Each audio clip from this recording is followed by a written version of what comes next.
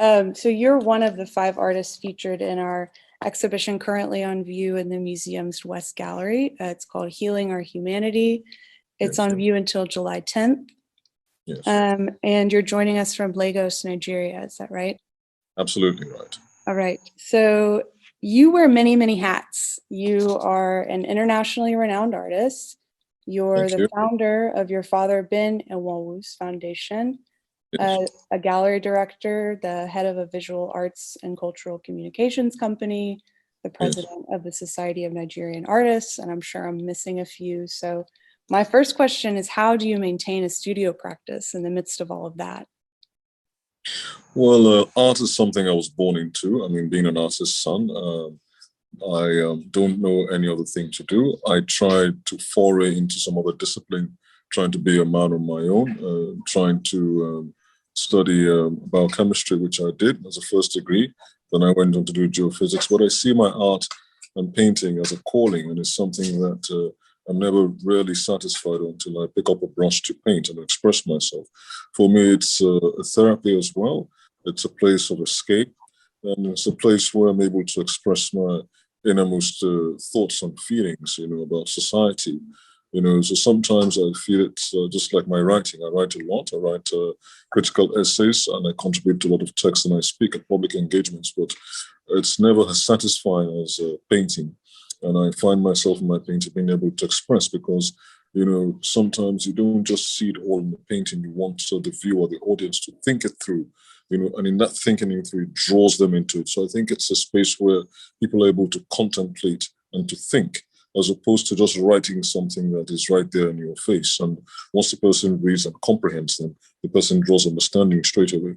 But with something that is visual, there are many symbols and many metaphors that I would use, the allegories that I can, incorporate into my work, and then in such a way draws the audience right into it. And I think when you are circumspect about something, then it makes you to think even deeper about a particular theme or subject.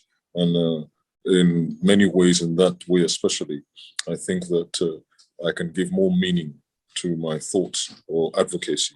Yes.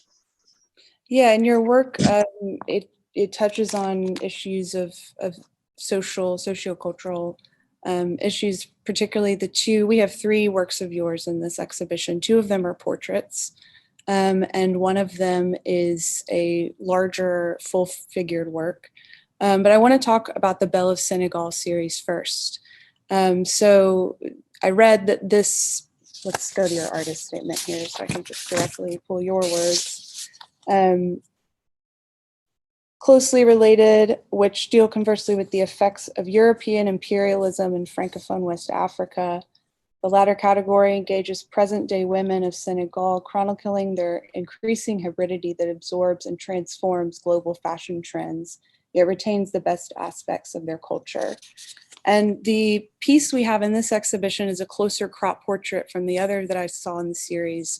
So I want to ask, do you feel that clothing tells the story of hybridization in such a way that, by these women using fashion to express that colonial history, that internal struggle at some points? Oh, absolutely. Clothing is a visual index, if you say, is something that has been used to define people all over the world, particularly in Africa, because even fabric, the fabric tells a story. Narratives are woven into fabric, for instance. And when you have certain social events, you find that people wear the same thing. Asoebi, it's called Asoebi in Yoruba land, for instance. They wear the same thing to show they're from the same family or their group of friends who have a common goal to celebrate, a common event, and even for commemoration. You find out, for instance, when there's a new Oba in Benin, for instance, the fabric has his imprint, his photograph on it, and becomes something, of a site of history. So I think fabric has played a very important role. You have indigenous fabric like Ashoke, you've got indigenous fabric like the Kente cloth from Ghana. All of these are extremely important.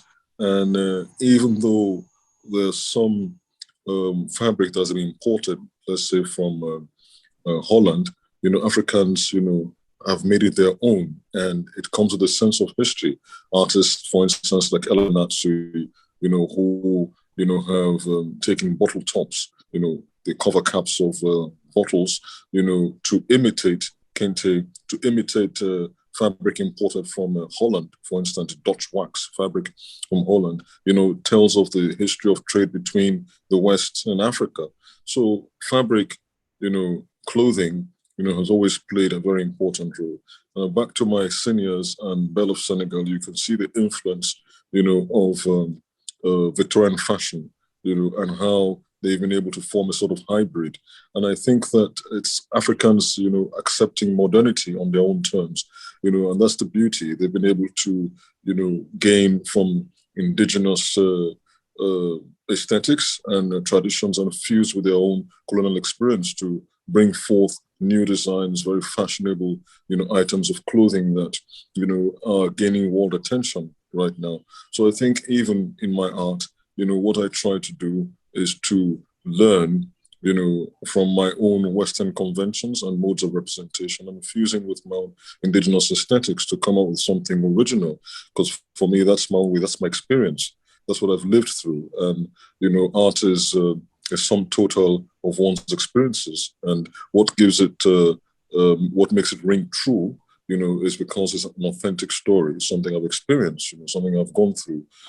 Right now we're going through a process of decolonization, and it cuts across not only our art, but it cuts across our film, cuts across our music. You see that we're using a modern musical instruments and equipment, and we're able to, fuse that, with our own indigenous music, the chant and the rhythm, the pangolo drums, to create something of an Afrobeat, which is very authentic and has its own original direction, at the end of it. So that's what you see with my fashionable women, and fashion for me, it's a means of expression. It shows the confidence of a woman. It shows her elegance, it shows her gaze. It shows,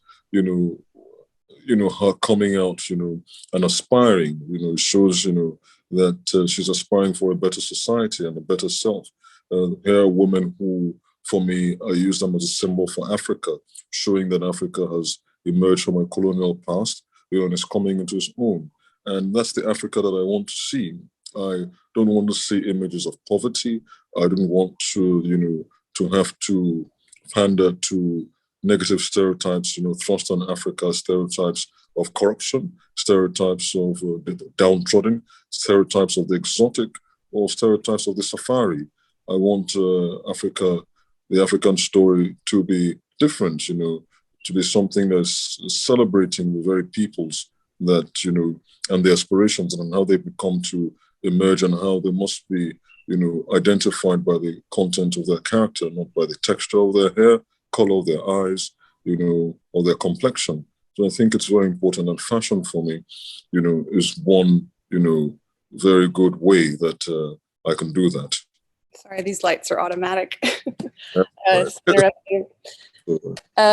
I want to go back first, though, to how you utilize techniques of old masters, this very academic style of portraiture, and using Black subjects particularly to elevate this traditional style that was unavailable in its contemporary.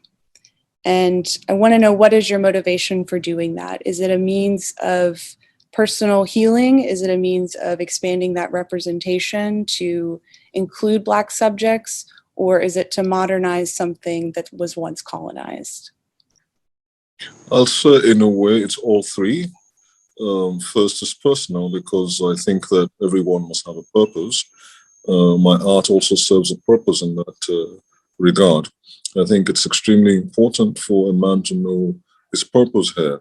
And I feel that I'm uniquely placed. I was born African. I didn't choose to be African. I just found myself born an African.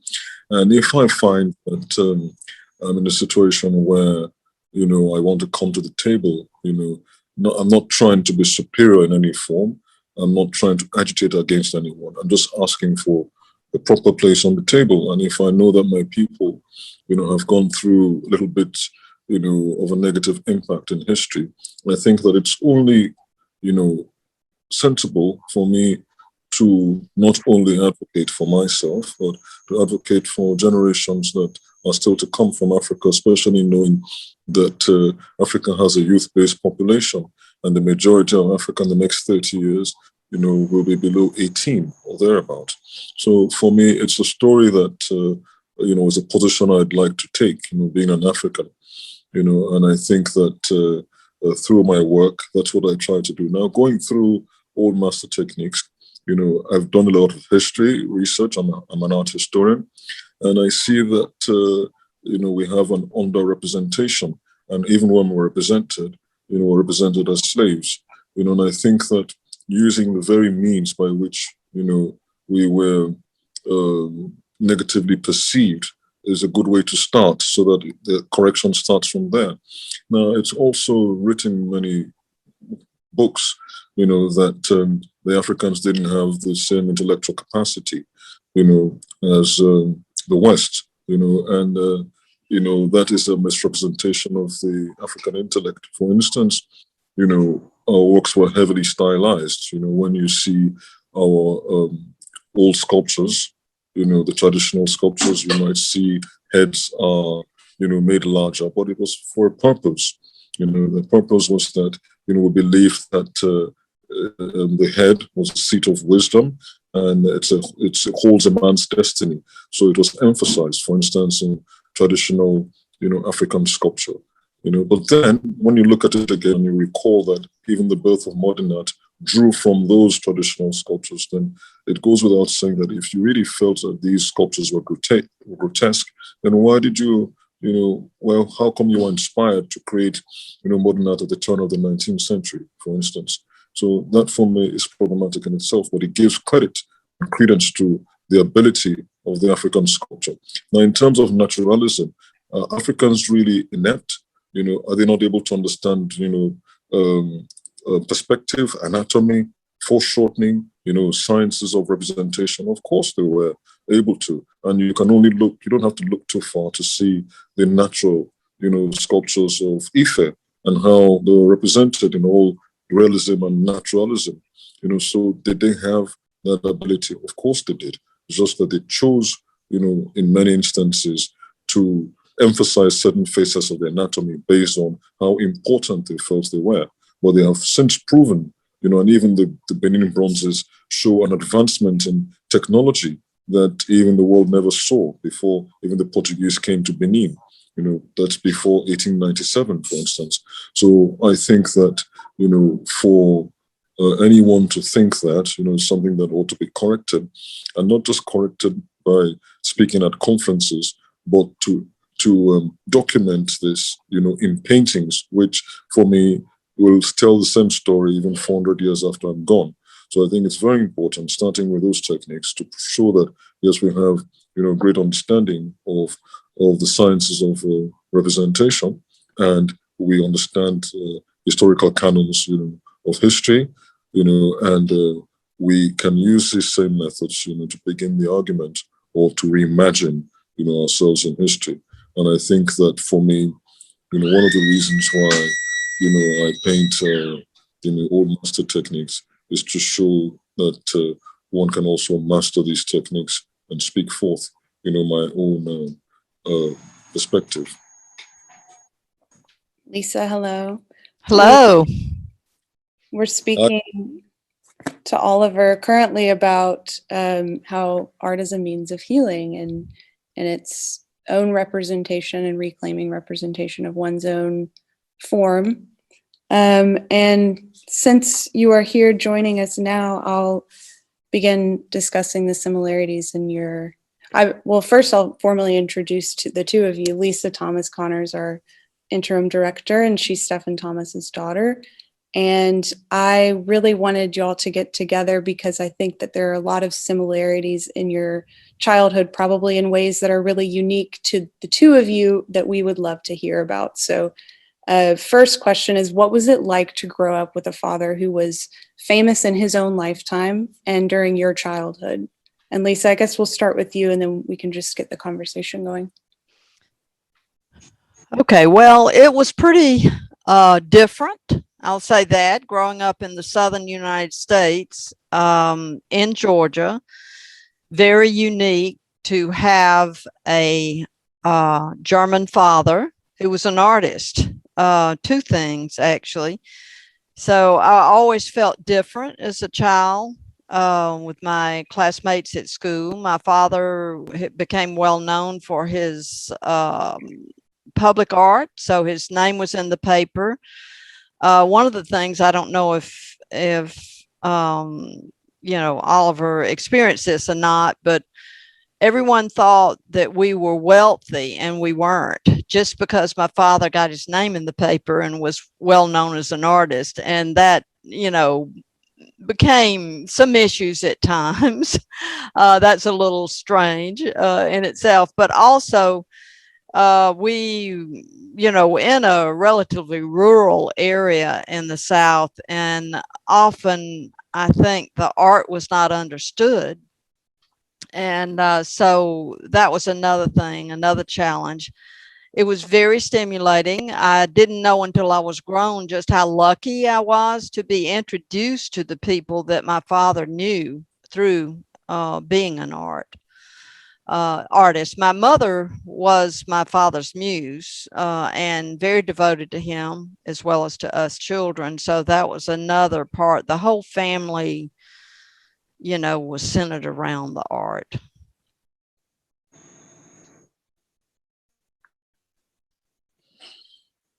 Similar in some ways to your experience? Yes, I see some similarities. Lisa, it's a pleasure to make your acquaintance. A pleasure to meet you at last, too. I've been enthralled by your art since it came. Oh, Absolutely gorgeous. thank you. Very kind of you. That's very refreshing to hear. Thank you.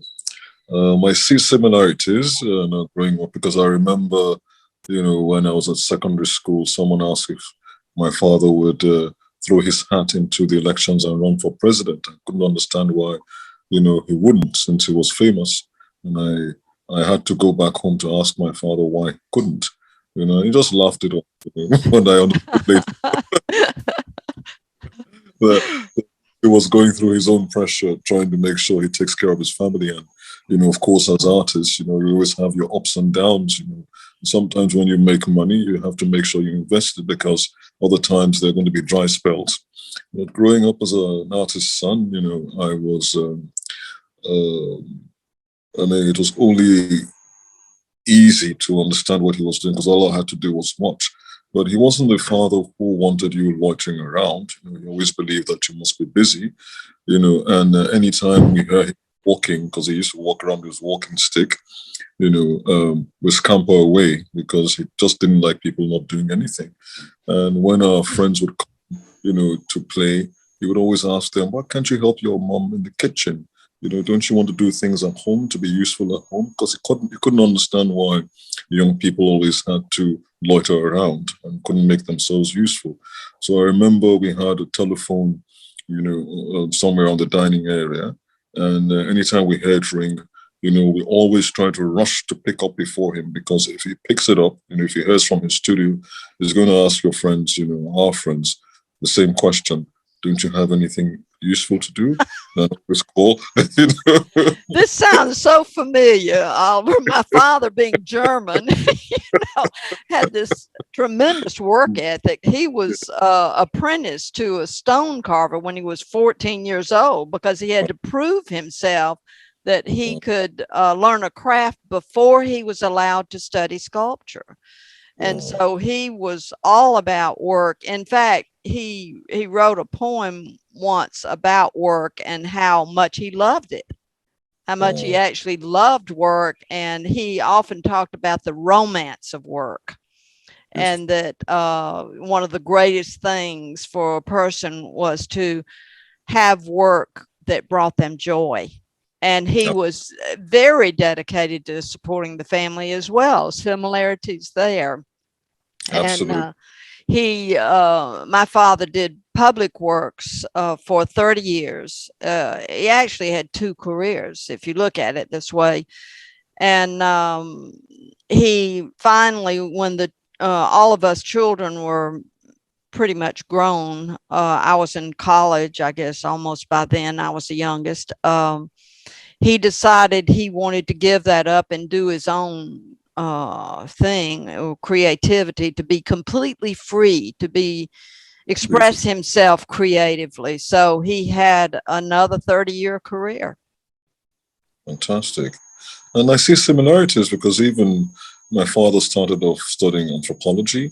And when he did study art, he achieved fame quite early on in his career, and then went on to be federal art advisor. And at another time he was in the academia, as Nigeria's first professor of art. So at most times of his career, he had two jobs in that sense, while still practicing as an artist.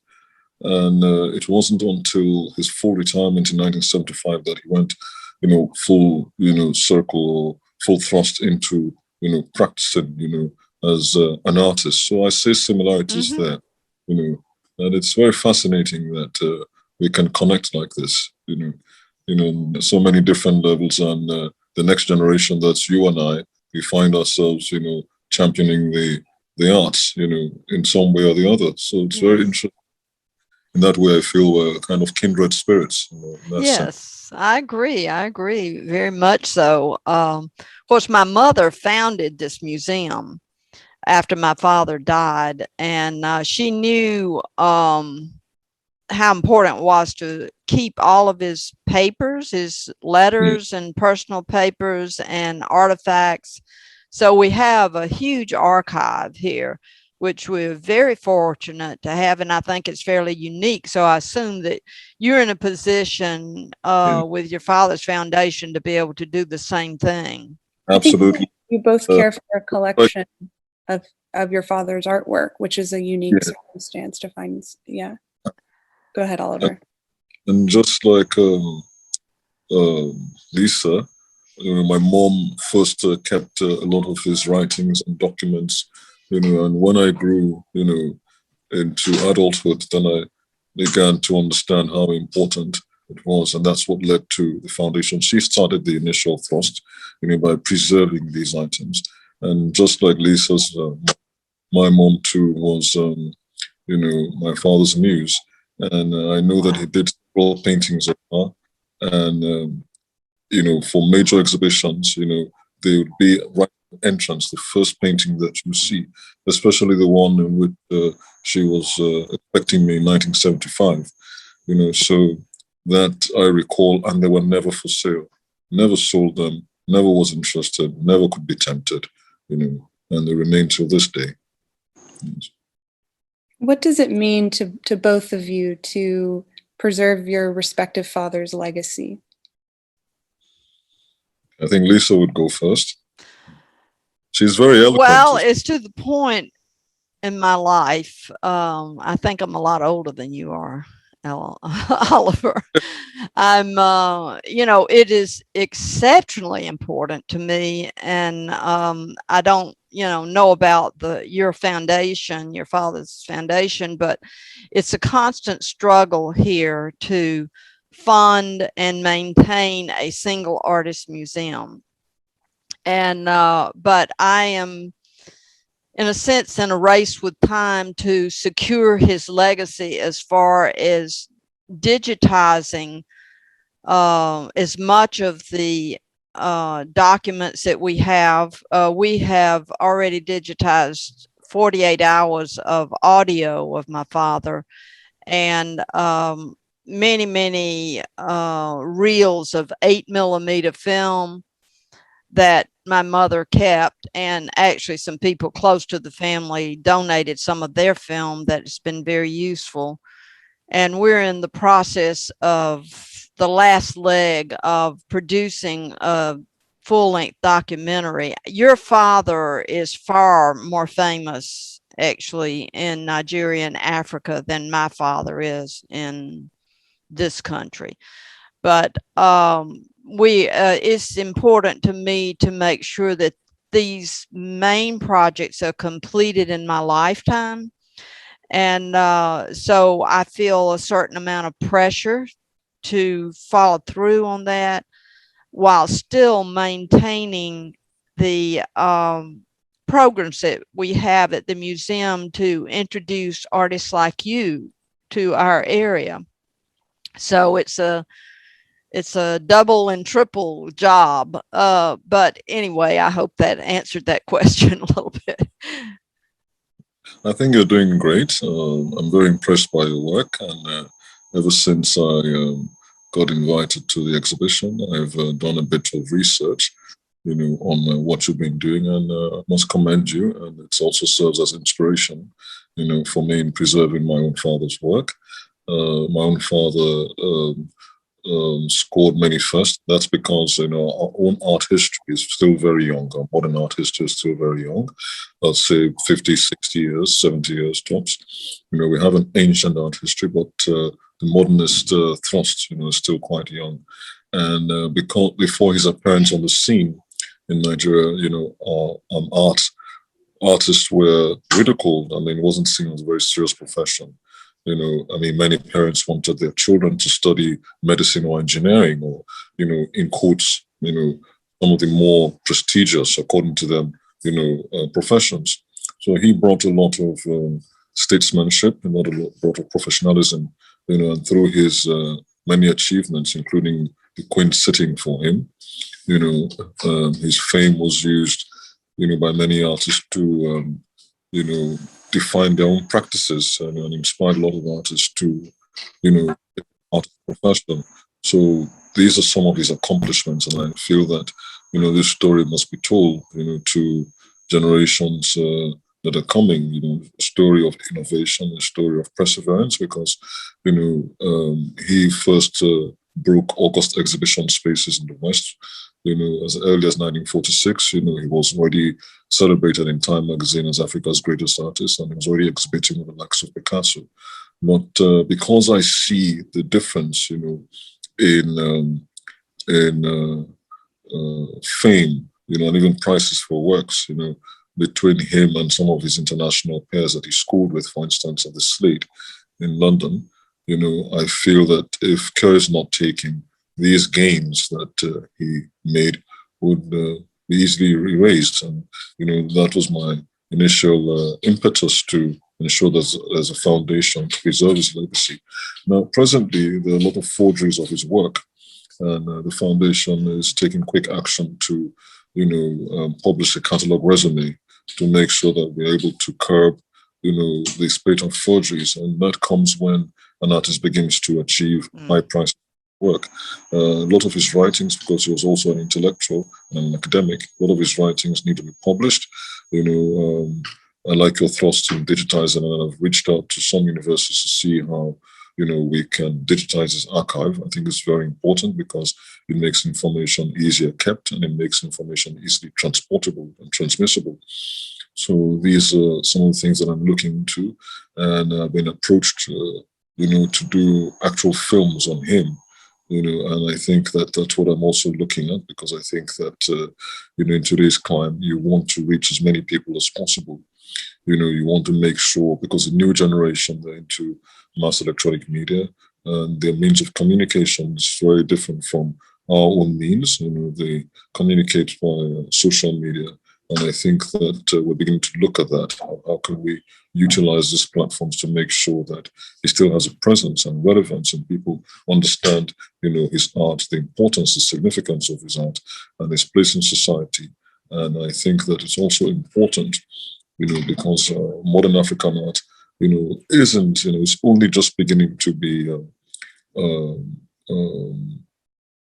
fully appreciated, internationally. We still have a segment, a sort of ghettoization, African art. We still have a segment, and some artists would think that, why am I still being referred to an African art? After all, I'm using an easel and I paint with the same oil paints. Maybe my expression is different. Maybe my themes are different. But why is there a separate auction for me? Why is there a separate section of an art fair for me? Our artists want to transcend barriers. And for me, that's really is what art is all about, transcending barriers, breaking boundaries, removing all those things that make us separate and different. If globalization can bring us together, why not art? I think that's the easiest tool, that cuts across region, cuts across location, cuts across time, cuts across racial differences. So that's why it's extremely important, for me to preserve as much as possible, his thrust, his ideas, his ideals of Pan-Africanism that brings us together, knowing full well that Africa is a very diverse continent. And even in Nigeria alone, we have about 300 to 400 separate tribes, and ethnic groups and persuasions. So it's extremely important because there are very many of his paintings, especially the public ones, public spaces that are in our national consciousness and must be preserved, to bring us closer together, in one homogeneous unit. Thank you. I hear similarities in what you just said too. My father, I'm sure you know pretty much the story you've read. He was a firm believer in the commonality of all human beings, and I'm looking, forward to the day when we are just human beings. You're an artist. Doesn't matter, where you're from or whatever, you're expressing yourself in art, using art as a form of expression and communication. And I think you've read the quote about this exhibit from my father from 1965 about a work of, he said, a genuine work of art can be as powerful as a dozen ambassadors. And I think there's so much truth in that. Absolutely. I agree with you. Absolutely. Well, when are you coming to visit us? Well, I wanted to come this time, but COVID, locked me down. But I'm hoping that when things are better, even if there isn't an exhibition, I'd love to come to see the space. Yes. If you come to Georgia and you don't come out here to the museum, I'm going to come find you. Yes. Bring you here. I will find you. Well, Oliver, thank you so much for taking time to speak with us. And my great pleasure. I enjoyed myself thoroughly. It's a pleasure to meet you. Pleasure to meet Lisa as well. I already know her, and I'm hoping that this relationship, even gets even better and closer. Yes. Absolutely. Yes. Well, thank you again for having your work in this exhibition. We're honored, and it's on you until July 10th. Sorry, I talk a lot. It's hard with Zoom. You kind of run into each other often. Is there anything else that you would like to add? Not just that I'm really happy, and I'm happy that this is my first showing in Atlanta. Thanks for having me. It's a lovely space, and it's a lovely museum that's steeped in history. And I think that's what gives it its very powerful mien, and I'm happy to be associated. And I hope that, there are many more collaborative projects we can work on. And I look forward to more appearances and doing more with the museum. Thank you. Absolutely.